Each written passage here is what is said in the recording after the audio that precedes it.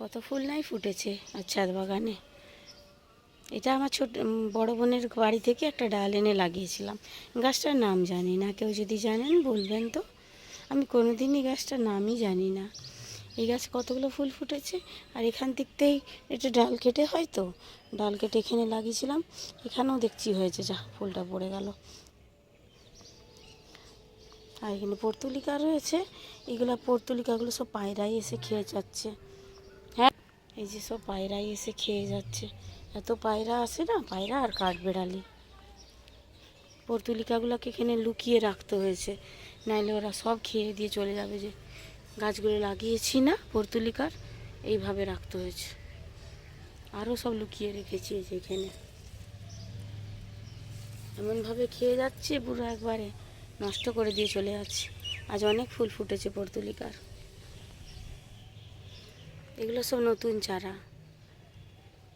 কিন্তু এই যে আগাছা জন্মে গেছে। এটাও না, কালকে দেখলাম, আমি ভেবেছিলাম পর্তুলিকা, কিন্তু না, এটা একটা আগাছা। ছোট ছোট হলুদ হলুদ ফুল হয়, এইভাবে এরকম ফুল হয় না, অথচ পাতাগুলো একই দেখতে। আমি তাই ভেবেছিলাম যে এখানে এটা গোলাপ গাছের টব আছে, যে হলদে গোলাপের টবটার নিচে না এইরকমই পর্তুলিকার গাছটা হয়েছে। আমি ভেবেছিলাম আগাছা। আমি বললাম থাক, একটা ফুল আসুক তারপরই বুঝবো। আজ দেখছি না সকালে এই ফুলটা এসেছে, তার মানে এটা আগাছা না, এটা পর্তুলিকা। খুব সুন্দরভাবে গোলাপ গাছের টবে হয়েছে।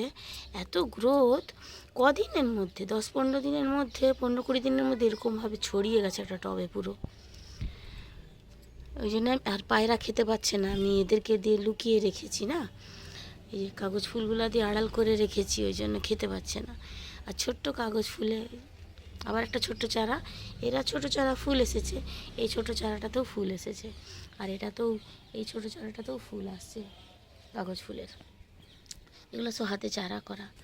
আর এখানে এই গরমে কি বেজায় গরম, এখানে এখনও পিটুনিয়া ফুল ফুটছে, আপনা আপনি বীজ পড়ে চারা হয়েছে, সেখান থেকে ফুল ফুটছে।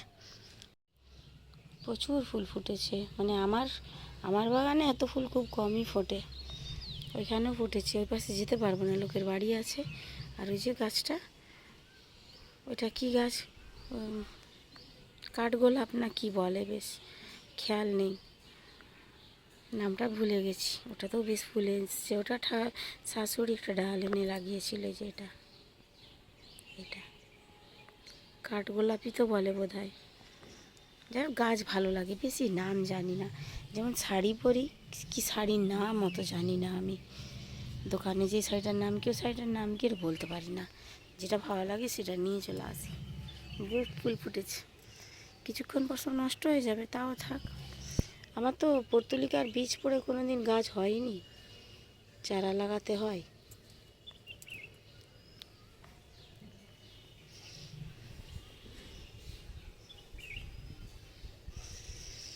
আরও লাগাবো, সময় পাচ্ছি না। বিকালে এসে পর্তুলিকাগুলো সব লাগাবো, কাটিং কেটে কেটে লাগাতে হবে।